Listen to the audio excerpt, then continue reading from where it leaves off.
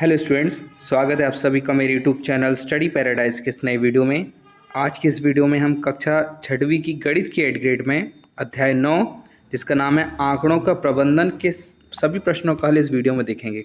तो बने रही वीडियो के अंत तक। और यदि आपने मेरे चैनल स्टडी पैराडाइज को अब तक सब्सक्राइब नहीं किया है तो चैनल को सब्सक्राइब करें और बेल आइकन को ऑन करें ताकि आने वाली वीडियोज़ के नोटिफिकेशन आपको मिल सकें। और यदि आपको मेरे वीडियोस पसंद आते हैं तो इन्हें लाइक करें और अपने फ्रेंड्स के साथ भी शेयर करें। तो चलिए शुरू करते हैं वीडियो को। तो जैसा कि पाठ का नाम है आंकड़ों का प्रबंधन, तो इस अध्याय में हम देखेंगे कि आंकड़ों को किस प्रकार से व्यवस्थित करके सारणीबद्ध किया जाता है ताकि डेटा को समझना आसान हो। जैसे उदाहरण के तौर पर यहाँ पर एक सारणी दी गई है। इसमें कक्षा 6 में जो उपस्थित बच्चे हैं उनके नाम लिखे गए हैं और वो किस रंग को पसंद करते हैं, हर बच्चे के सामने उसके पसंदीदा रंग को लिखा गया है यहाँ पर। और इसे फिर संक्षिप्त रूप में यहाँ पर सारणीबद्ध किया गया है। जैसे हम ले लेते हैं लाल रंग, तो लाल रंग के सामने यहाँ चिन्ह में 6 टिक लगे हैं और ये 6 टिक लगे हैं और संख्या में भी 6 लिखा हुआ है।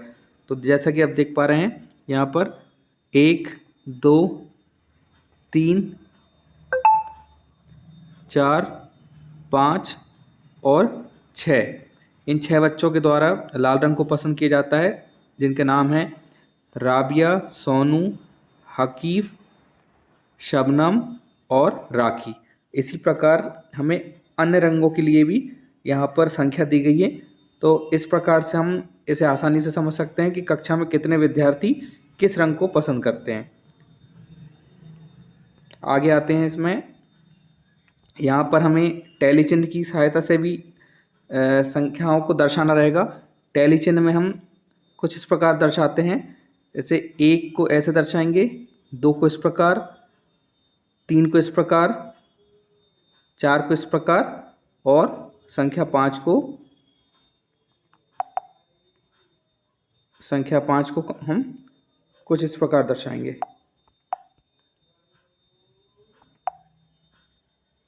ये 5 के लिए संख्या होगी। तो जहाँ जहाँ आप जैसे यहाँ देख पा रहे हैं, यहाँ लिखा है 18, तो 5, 5 10, 5 15 और ये इसका मतलब है 3 यानी 18। तो अब देखते हैं पहले प्रश्न को। यहाँ पर एक प्रयास के लिए प्रश्न दिया गया है। प्रश्न 1 है, सुनील 1 घंटे सड़क के किनारे खड़े होकर गुजरते हुए वाहनों को गिनकर तालिका में टैली चिन्ह लगाता गया, जिससे उसे हर तरह की गाड़ियों को जल्दी से गिनने में मदद मिली।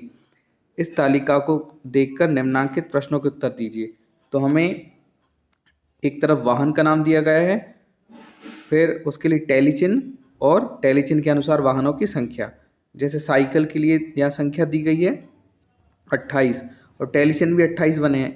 5, 10, 15, 20, 25 और 3 28। इसी प्रकार हमें विभिन्न वाहनों के नाम और उनके सामने जो टैली चिन्ह बने हैं उनको गिनकर यहाँ पर संख्याओं की एंट्री करना है। तो यहाँ पर मैंने संख्याओं की एंट्री की है। जैसे यहाँ हम ऑटो रिक्शा को समझ लेते हैं। यहाँ पर जैसे ऑटो रिक्शा के लिए यहाँ टैली चिन्ह बने हैं, तो ये हो गए 5, 10, 15, 20, 25, 30 और 2 32। तो इस प्रकार हमने यहाँ सामने लिख दिया है 32। ऐसे ही जैसे मोटरसाइकिल के लिए देख लीजिए, यहाँ पर 5 और 3 8, तो हमने 8 लिख दिया है। जैसे ट्रक के लिए 5 और 1 6। तो जो टैली चिन्ह यहाँ बने हैं उस अनुसार हमने संख्याओं को लिख दिया है। इस प्रकार हमें एंट्री करनी थी। अब यहाँ पर नीचे तालिका पर आधारित कुछ प्रश्न हैं जिनके उत्तर भी हमें देने हैं। तो मैं कुछ इसे इस प्रकार कर देता हूँ कि आपको तालिका और प्रश्न दोनों एक साथ दिखाई दें। तो देखते हैं। जैसे पहला प्रश्न, तालिका में सभी प्रकार के वाहनों की संख्या लिखिए। तो तालिका में कुल 1, 2, 3, 4, 5 और 1 6, कुल 6 वाहनों के बारे में डेटा एकत्रित किया गया है। तो यहाँ उत्तर आ जाएगा 6। फिर दूसरा प्रश्न है, 1 घंटे में सुनील ने सड़क पर कुल कितने वाहन देखे। तो 1 घंटे में देखे गए वाहनों की संख्या हम यहाँ से निकालेंगे। इन सभी संख्याओं को हम जोड़ लेंगे तो जो आती है 112। तो कुल मिलाकर सभी प्रकार के 112 वाहन देखे गए 1 घंटे में सुनील द्वारा। फिर तीसरा प्रश्न है, साइकिलों की संख्या किस वाहन की संख्या में दुगनी है, किस वाहन की तुलना में दुगनी है?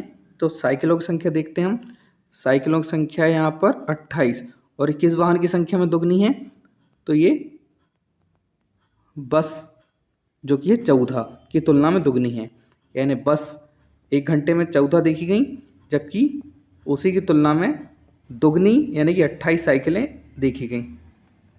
तो उत्तर आ जाएगा इसका बस। फिर चौथा प्रश्न है, कार की संख्या के चौथाई कौन से वाहन की संख्या है? तो कार की संख्या की चौथाई देख लेते हैं। कार की संख्या कहाँ है? यहाँ कार की संख्या है 24। तो कार की संख्या की चौथाई यानी 1/4 का गुणा करेंगे तो 4 × 4, 4 × 6 24, यानी 6 वाहन कौन से हैं? यह है ट्रक। तो कार की संख्या की चौथाई कौन से वाहन की संख्या है? तो यह है ट्रकों की संख्या। यानी ट्रक जो है कार की संख्या की 1/4वां हिस्सा देखे गए। अब देखते हैं अगला प्रश्न, प्रश्न क्रमांक 5, मोटरसाइकिल की तुलना में तिगनी संख्या किस वाहन की है? तो मोटरसाइकिल की संख्या देख लेते पहले तो हम। मोटरसाइकिल की संख्या है 8 और इसकी संख्या में तिगनी यानी तिगनी हो गई 24। तो ये है कार की संख्या। तो उत्तर आ जाएगा इसका कार। यानी मोटरसाइकिल की संख्या में की तुलना में तिगनी संख्या में हमें कार देखने को मिली 1 घंटे में। तो मोटरसाइकिल 1 घंटे में 8 देखी गई, वहीं 24 कार उसी समय देखी गई। अब आते हैं अगले प्रश्न पर, प्रश्न क्रमांक 6, सबसे अधिक एवं सबसे कम चलने वाले वाहनों के नाम एवं उनकी संख्या बताइए। तो सबसे अधिक जो है वो है 32 और ये है ऑटो रिक्शा, और सबसे कम जो है वह है 6 जो है ट्रक। तो यहाँ हम लिख देंगे ऑटो रिक्शा, नाम भी लिखना है और हमें संख्या भी बतानी है। तो ऑटो रिक्शा 32 और ट्रक 6। अगला प्रश्न, प्रश्न क्रमांक 2 है, एक विद्यालय में कक्षा 1 से 8 के विद्यार्थियों की संख्या क्रमशः 21, 24, 18, 20, 32, 20, 23 एवं 27 है। इन आंकड़ों की सहायता से निम्नानुसार एक बारंबारता सारणी बनाइए एवं नीचे दिए गए प्रश्नों के उत्तर दीजिए। तो हमें यहाँ पर सारणी को पूरा करना है और उसके बाद नीचे दिए गए प्रश्नों के उत्तर इस सारणी के आधार पर देने हैं। तो यहाँ पर कक्षा 1 से लेकर 8 तक विद्यार्थियों की संख्या हमें दी गई है। जैसे कक्षा 1 में 21 विद्यार्थी हैं, 2 में 24 हैं, 3 में 18 हैं, इस प्रकार हमें 8 तक हर क्लास में बच्चों की संख्या दी गई है। उसके लिए हमें टैली चिन्ह बनाने हैं और सामने संख्या भी लिखनी है और फिर प्रश्नों के उत्तर देने हैं। तो जैसे 1 में 21 हैं तो उसके लिए टैली चिन्ह यहाँ बने हैं 5, 10, 15, 20 और 1 21। फिर कक्षा 2 में 24 विद्यार्थी हैं तो हमने यहाँ 24 लिख दिया और टैली चिन्ह बन गए इसके 5, 10, 15, 20 और 4 24। इसी प्रकार हमने अन्य बाकी कक्षाओं के लिए भी टैली चिन्ह उनकी विद्यार्थियों की संख्या के अनुसार बना दिए हैं। जैसे यहाँ कक्षा 7 में देख लीजिए, कक्षा 7 में 23 विद्यार्थी हैं तो 5, 10, 15, 20 और 3 23। ये 1, 2 और 3 इस प्रकार ये 3 बन जाता है। अब आते हैं प्रश्नों की तरफ। तो पहला प्रश्न है, सबसे अधिक विद्यार्थी किस कक्षा में है? तो सबसे अधिक विद्यार्थी कक्षा 5 में है। फिर दूसरा प्रश्न है, विद्यालय में कुल कितने विद्यार्थी हैं? तो जब आप सभी कक्षाओं के विद्यार्थियों की संख्या को जोड़ेंगे तो ये होंगे कुल 185। फिर प्रश्न 3 है, सबसे कम विद्यार्थी किस कक्षा में है? तो सबसे कम विद्यार्थी हैं कक्षा 3 में। फिर आते हैं प्रश्न क्रमांक 4 की ओर। प्रश्न 4 है, किन दो कक्षाओं के विद्यार्थियों की संख्या का अंतर सबसे कम है। तो हमें देखना है कि किन दो कक्षाओं के विद्यार्थियों की संख्या में सबसे कम अंतर है। तो ये है कक्षा 4 और कक्षा 6 में। कक्षा 4 और कक्षा 6 में दोनों कक्षाओं में 20-20 विद्यार्थी हैं, यानी कि इनका जो अंतर है वह है 0। तो यह है कक्षा 4 व कक्षा 6। फिर आते हैं इसमें अंतिम प्रश्न की ओर। कक्षा तीसरी में कुल कितने विद्यार्थी हैं। तो कक्षा तीसरी में कुल 18 विद्यार्थी हैं। अब आते हैं हम बहुविकल्पी प्रश्नों की ओर। प्रश्न है यहाँ हेडिंग में, प्रश्नों को पढ़कर दिए गए विकल्पों में से सही उत्तर चुनकर लिखिए और सामने दिए गए सही घेरे को भरिए। तो इसके अंतर्गत पहला प्रश्न है, चित्रों के रूप में दर्शाए गए आंकड़े कहलाते हैं। तो चित्रों के रूप में हम चित्रालेख को दर्शाते हैं। फिर दूसरा है, मिलान चिन्ह किस संख्या को दर्शाता है। तो जिस प्रकार हमने टैली चिन्हों में 1, 2, 3, 4, 5 इस प्रकार प्रदर्शन किया था, ऐसे ही मिलान चिन्हों में हम 1, 2, 3, 4 और 5 यानी हर पांचवा जो संख्या होती है उसे हम ऐसे डंडे, तिरछे डंडे के रूप में यहाँ प्रदर्शित करते हैं, यानी बंडल को बांधने का कार्य करता है ये। तो 5, 5 10 और 3 13। तो इसका सही उत्तर आ जाएगा ऑप्शन नंबर बी 13। फिर अगला प्रश्न है, सूचना देने के लिए एकत्रित किए जाने वाले संख्याओं के संग्रह को कहते हैं। तो कहते हैं इसे प्रारंभिक आंकड़े, ऑप्शन नंबर सी। फिर चौथा विकल्प है, चौथा प्रश्न है, एक बाग में विभिन्न रंगों के फूलों की संख्या निम्न तालिका में दी गई है। तो यहाँ पर एक तरफ रंग और दूसरी तरफ फूलों की संख्या में दर्शाई गई है। जैसे बाग में लाल रंग के 4 फूल हैं, गुलाबी रंग के 5 फूल हैं, पीले रंग के 6 और नीले रंग के 3। तो हमसे पूछा गया है गुलाबी रंग के फूलों के लिए मिलान चिन्ह है। तो गुलाबी रंग के फूलों की जो संख्या है वो आप देख पा रहे हैं, यह 5। और 5 को हम कैसे दर्शाते हैं, 1, 2, 3, 4, 5। तो हर पांचवी संख्या को तिरछी लाइन से यहाँ दर्शाया जाता है। अब आते हैं प्रश्न क्रमांक 5 की ओर।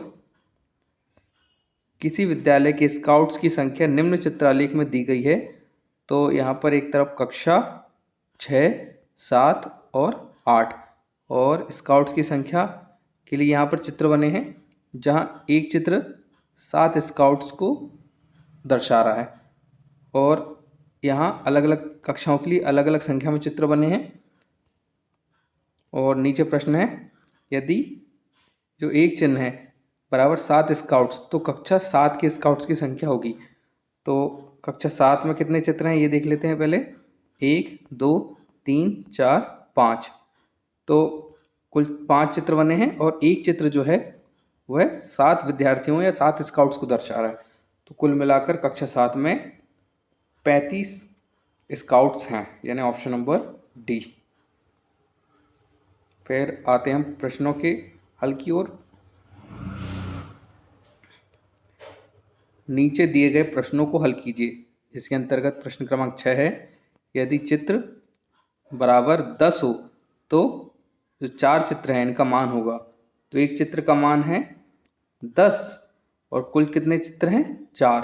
तो 4 से गुणा कर देंगे, 10 चौके 40।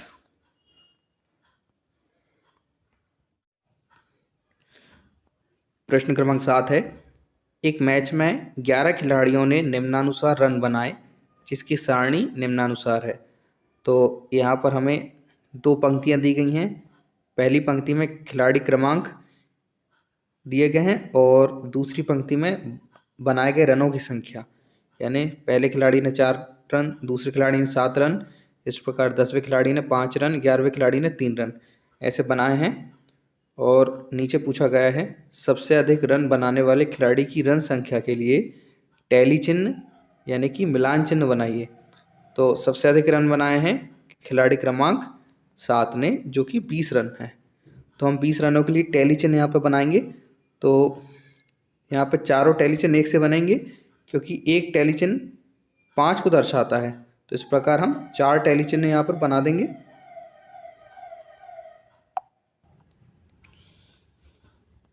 प्रश्न क्रमांक 8 है, गणित की 10 अंक की एक परीक्षा में 25 विद्यार्थियों ने निम्नलिखित अंक प्राप्त किए। तो परीक्षा के जो पूर्णांक थे वो हैं 10 थे और 25 विद्यार्थी ने कुछ इस प्रकार अंक प्राप्त किए हैं। तो इन आंकड़ों के आधार पर 7 या 7 से अधिक अंक प्राप्त करने वाले विद्यार्थियों की संख्या ज्ञात कीजिए। तो आप देखेंगे कि यहाँ पर मैंने टिक लगाया हुआ है 7 या 7 से अधिक अंक वाले विद्यार्थियों के अंकों पर। यहाँ पे 1, 2, 3, 4, 5, 6, 7 और 8, इन 8 विद्यार्थियों ने 7 या 7 से अधिक अंक प्राप्त किए हैं। अब है प्रश्न क्रमांक 9, मिलान चिन्ह यानी कि टैली मार्क्स का प्रयोग करते हुए निम्न सारणी पूर्ण कीजिए। तो हमें यहाँ पर एक तरफ संख्या दी गई है और उसके लिए दूसरी तरफ हमें टैली मार्क्स या टैली चिन्ह बनाने हैं। तो कुछ टैली चिन्ह यहाँ दिए गए हैं पहले से। 1 के लिए हम 1 डंडा खींचते हैं, 2 के लिए 2 खड़े डंडे, फिर 3 के लिए हम 3 खड़े डंडे खींचेंगे, 4 के लिए 4 खड़े डंडे, 5 के लिए यहाँ पर ऑलरेडी बना हुआ है 1, 2, 3, 4 और 5, फिर 6 के लिए ये 5 का एक बंडल और एक सिंगल, फिर 7 के लिए 5 का एक बंडल और 2 सिंगल लाइन, फिर 8 के लिए एक 5 का बंडल और 3 सिंगल लाइन, 9 के लिए 5 का बंडल और 4 सिंगल लाइन, 10 के लिए 5 के 2 बंडल। इस प्रकार हमारे टैली मार्क्स पूरे हुए। अब आते हैं हम अगले प्रश्न की ओर। प्रश्न क्रमांक 10 है। अब इसमें हमें एक तालिका दी गई है जिसमें 4 स्तंभ हैं। इन 4 स्तंभों में अलग अलग जानकारी दी गई है। पहले स्तंभ में गेंदबाज का नाम ABCD, फिर उनके द्वारा जो फेंके गए ओवर हैं वो दिए गए हैं। 10-10 ओवर फेंके चारों गेंदबाजों ने, और किस गेंदबाज ने कितने मेडन ओवर फेंके हैं, यानी ओवर में कोई रन नहीं दिए हैं, वो यहाँ तीसरे कॉलम में दर्शाया गया है। और 10 ओवर में किस गेंदबाज ने कितने रन दिए हैं, ये चौथे कॉलम में हमें यहाँ दिखाया गया है। अब नीचे पूछा गया है, उपरोक्त सारणी में सबसे अधिक मेडन ओवर किस किस गेंदबाज द्वारा किए गए। तो गेंदबाज A और C ने दो मेडन ओवर फेंके हैं और गेंदबाज B और D ने एक ओवर मेडन फेंका है। तो सबसे ज़्यादा जो मेडन ओवर फेंके वो फेंके हैं गेंदबाज A और C ने। तो हम लिखेंगे गेंदबाज A व C द्वारा सबसे अधिक मेडन ओवर जो कि 2 हैं किए गए। अब आते हैं अगले प्रश्न क्रमांक 11 की ओर। प्रश्न क्रमांक 11 है, निम्न तालिका में कक्षा 6 के विद्यार्थियों के जूतों के माप दर्शाए गए हैं। तो कक्षा 6 के विद्यार्थियों के जूतों के माप हमें यहाँ इस तालिका में दिए गए हैं। अब तालिका अनुसार ज्ञात कीजिए अधिकतम विद्यार्थियों द्वारा पहने जाने वाले जूतों का नाप। तो हमें गिनना है कि कौन से नंबर के नाप के जूते सबसे ज़्यादा विद्यार्थियों द्वारा पहने जाते हैं। तो पहले हम इसके लिए एक तालिका बना लेते हैं। यहाँ पर हम लिख लेंगे जूते का नंबर या जूते का नाप, तो जो कि 4, 5, 6, 7, 8, ये 5 ही नाप के जूते हमें यहाँ दिखाए गए हैं। 4 से लेके 8 नंबर तक ही आपको यहाँ तालिका में देखने को मिलेंगे। फिर हम गिन लेंगे किस नंबर के कितने विद्यार्थियों ने जूते पहने हैं। तो 4 नंबर के 5, 5 नंबर के 8, 6 नंबर के 10, 7 नंबर के 8 और 8 नंबर के 2। और यहाँ 2 प्रश्न पूछे गए थे। पहला था अधिकतम विद्यार्थियों द्वारा पहने जाने वाले जूते का नाप। तो सबसे ज़्यादा जो है 6 नंबर का जूता विद्यार्थियों द्वारा पहना जाता है। और न्यूनतम विद्यार्थियों द्वारा पहने जाने वाले जूते का नाप, तो न्यूनतम जो है नंबर 8। तो ये नंबर 8 का जूता है जो केवल 2 विद्यार्थियों के द्वारा पहना जाता है। तो ये था प्रश्न क्रमांक 11 का हल। अब आते हैं प्रश्न क्रमांक 12 की ओर। अब है प्रश्न क्रमांक 12वां।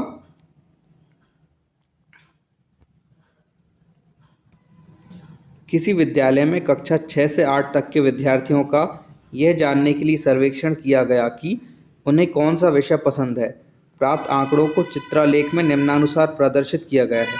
तो हमें एक यहाँ पर तालिका दी गई है जिसमें पहले कॉलम में विषयों के नाम लिखे गए हैं और उन्हें पसंद करने वाले विद्यार्थियों की संख्या यहाँ चित्र के माध्यम से दर्शाई गई है।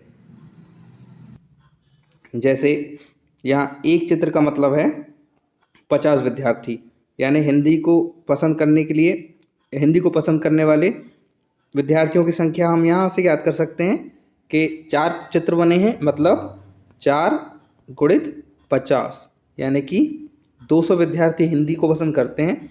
ऐसे ही आप पुस्तकों की संख्या गिन के उसमें 50 से गुणा करके हर विषय को पसंद करने वाले विद्यार्थियों की संख्या निकाल सकते हैं। तो जैसे अब देखते हैं हम नीचे के प्रश्नों को। इसमें प्रश्न पूछा गया है, गणित एवं विज्ञान विषय को पसंद करने वाले विद्यार्थियों की संख्या कितनी है? तो गणित को पसंद करने वाले विद्यार्थियों के लिए 3 पुस्तकें हैं और विज्ञान को पसंद करने वाले विद्यार्थियों के लिए 4 पुस्तकें हैं।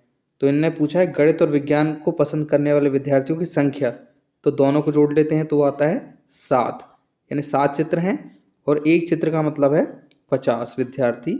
तो 50 से गुणा कर देंगे तो 5 7 35 और 7 0 0, यानी 350 विद्यार्थी गणित और विज्ञान को पसंद करते हैं। तो पहले का उत्तर आ जाएगा 350। फिर दूसरा प्रश्न पूछा है, किस विषय को सर्वाधिक विद्यार्थी पसंद करते हैं? तो अब यहाँ हमें वास्तविक संख्या नहीं बतानी है विद्यार्थियों की, केवल विषय का नाम बताना है। तो जो कि आप आसानी से चित्र में देखकर ही बता सकते हैं। सबसे ज़्यादा जो चित्र बने हैं वो अंग्रेजी में बने हैं, तो यहाँ उत्तर आ जाएगा अंग्रेजी को सबसे अधिक विद्यार्थी पसंद करते हैं। अब आते हैं इसमें तीसरे प्रश्न पर। तीसरे प्रश्न में पूछा गया है, कुल कितने विद्यार्थियों को सर्वेक्षण में शामिल किया गया है? तो अब यहाँ पर हमें कुल विद्यार्थियों की संख्या शामिल करनी है जो इस सर्वेक्षण में शामिल हुए थे। तो इसके लिए हम सभी चित्रों को गिन लेंगे। जैसे हिंदी में है 4, गणित में है 3, अंग्रेजी में है 5, फिर विज्ञान में बने हैं 4 चित्र, समाज विज्ञान में बने हैं 3 चित्र। तो ये हो गए 19। कुल मिलाकर ये चित्र हो गए 19 चित्र और एक चित्र का मतलब है 50 विद्यार्थी। तो 19 पंजे 95 और 1 0, यानी 950 विद्यार्थियों को इस सर्वेक्षण में शामिल किया गया था। अब ये था प्रश्न क्रमांक 12 का हल। अब आते हैं प्रश्न क्रमांक 13 पर। प्रश्न क्रमांक 13 है, किसी मोहल्ले के व्यक्तियों द्वारा पसंद किए गए कार के रंगों की सूचना निम्न चित्रालेख द्वारा दर्शाई गई है। तो यहाँ पर पहले कॉलम में कार का रंग दिया गया है और दूसरे कॉलम में पसंद करने वाले व्यक्तियों की संख्या को चित्र के द्वारा दर्शाया गया है। तो एक चित्र का मतलब है 10 व्यक्ति। ऐसे हर रंग के लिए अलग अलग चित्रों की संख्या ये दर्शा रही है कि किस रंग को कितने विद्यार्थी पसंद करते हैं। तो जैसे पहला प्रश्न है, नीले रंग को पसंद करने वाले व्यक्तियों की संख्या कितनी है? तो नीले रंग को पसंद करने के लिए यहाँ पर चित्रों की संख्या है 1 2 3 4 5 और 6 चित्र बने हैं और एक चित्र का मतलब है 10 व्यक्ति। तो 6 इधम 60, यानी नीले रंग को पसंद करने वाले व्यक्तियों की संख्या है 60। फिर दूसरा प्रश्न है, कितने व्यक्ति हरा रंग पसंद करते हैं? तो हरे रंग में आप देख पा रहे हैं 4 चित्र बने हैं, तो 4 और एक चित्र का मतलब है 10 व्यक्ति, तो 4 चित्रों का मतलब है 40 व्यक्ति। तो दूसरे का उत्तर है 40 व्यक्ति। फिर तीसरा प्रश्न है, कौन सा रंग सबसे कम व्यक्ति पसंद करते हैं? तो अब यहाँ हमें वास्तविक संख्या नहीं बतानी है, केवल रंग का नाम बताना है। तो ये है सबसे कम चित्र बने हैं सफ़ेद रंग में, तो उत्तर आ जाएगा सफ़ेद। सफ़ेद रंग सबसे कम व्यक्तियों द्वारा पसंद किया जाता है कार के लिए। अब आते हैं हम प्रश्न क्रमांक 14 की ओर।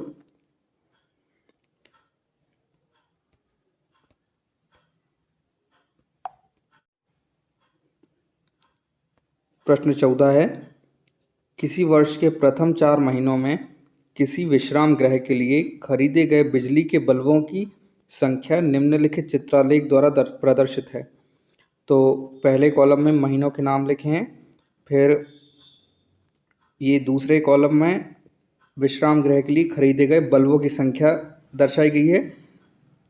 तो यहाँ बल्ब के चित्र बने हैं, जहाँ एक चित्र का मतलब है 4 बल्ब। ये पैमाना हो गया। तो यानी यहाँ जनवरी में 5 चित्र बने हैं, इसका मतलब है 5 चौके 20 बल्ब यहाँ जनवरी में खरीदे गए हैं। ऐसे ही यहाँ अप्रैल में जैसे देखें तो अप्रैल में 4 चित्र हैं, तो मतलब 4 गुणित 4 यानी 16 बल्ब अप्रैल में खरीदे गए हैं। इसी प्रकार आप फरवरी और मार्च का निकाल सकते हैं। अब आते हैं हम इस चित्रालेख पर आधारित प्रश्नों की ओर। तो इसमें पहला प्रश्न है, न्यूनतम बल्ब किस माह में और कितने खरीदे गए? तो न्यूनतम आप देख पा रहे हैं किस माह में? अप्रैल में। सबसे कम चित्र जो हैं वो आपको अप्रैल माह में देखने को दिख रहे हैं। यहाँ पे अप्रैल में खरीदे गए हैं और कितने खरीदे गए हैं अभी अभी हमने निकाला, 4 चित्र हैं और एक चित्र का मतलब है 4 बल्ब, तो 4 चुके 16 बल्ब अप्रैल में खरीदे गए। फिर दूसरा है, किस माह में खरीदे गए बल्बों की संख्या अधिकतम है? तो यहाँ अब हमसे वास्तविक संख्या ना पूछते हुए केवल माह का नाम पूछा गया है। तो आप देख पा रहे हैं जो मार्च महीना है उसमें सबसे ज़्यादा बल्ब खरीदे गए हैं, सबसे ज़्यादा चित्र आपको मार्च में दिख रहे हैं, तो इसका उत्तर आ जाएगा मार्च में। तो प्रश्न तीसरा है, यदि एक बल्ब की कीमत 16 रुपये है तो फरवरी माह में कितने रुपए के बल्ब खरीदे गए? तो एक बल्ब की कीमत 16 रुपये दी गई है और हमें बताना है फरवरी में कुल कितने रुपए के बल्ब खरीदे गए। तो पहले हम ये देख लेते हैं कि फरवरी में कुल बल्ब कितने खरीदे गए हैं। तो ये 1 2 3 4 5 6 7 चित्र हैं और एक चित्र का मतलब है 4 बल्ब, यानी 7 चुके 28 बल्ब फरवरी माह में खरीदे गए हैं। अब यहाँ बात आ रही कीमत की, तो एक बल्ब की कीमत है 16 रुपये, तो 28 बल्बों की कीमत हो जाएगी 16 गुणित 28 या 28 गुणित 16, जो कि हो जाएगी 448 रुपये। तो फरवरी माह में कुल 448 रुपये के बल्ब खरीदे गए।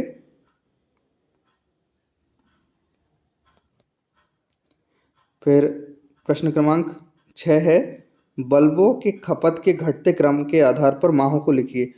तो घटते क्रम में हमें जमाना है कि जिस माह में सबसे ज़्यादा बल्बों की खपत हुई उसको सबसे पहले, और सबसे कम बल्बों की खपत जिस माह में हुई उसको सबसे अंत में लिखना है।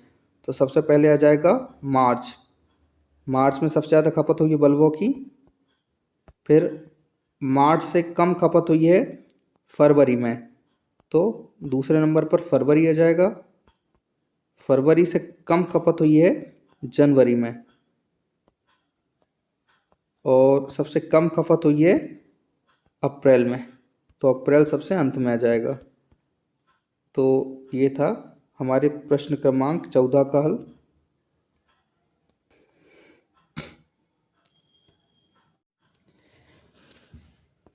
अब आते हैं हम इस अध्याय के सबसे अंतिम प्रश्न, प्रश्न क्रमांक 15 की ओर।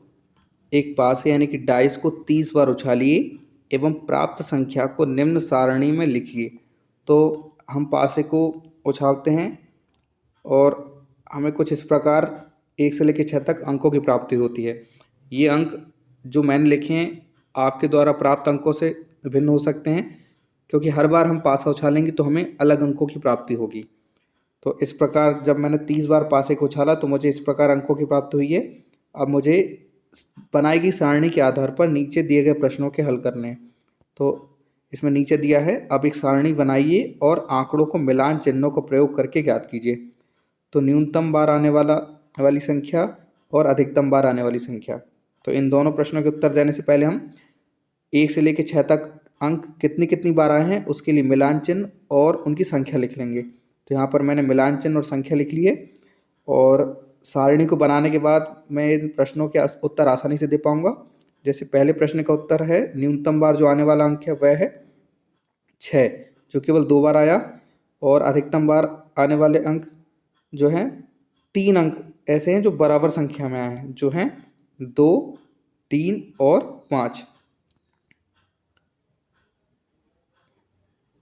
यहाँ से 5 कर लेंगे। तो कोई ज़रूरी नहीं कि जो उत्तर मैंने लिखा वही आपका भी उत्तर हो, ये हर बार भिन्न हो सकता है, क्योंकि पासे पर अंक आना हमारे हाथ में नहीं होता है। तो आप इस प्रश्न को स्वयं से करने का प्रयास करेंगे तो ये ज़्यादा बेहतर होगा। तो इसी के साथ आज की वीडियो में बस इतना ही। मिलते हैं अगले अध्याय के हल के साथ अगली वीडियो में। वीडियो को अंत तक देखने के लिए धन्यवाद।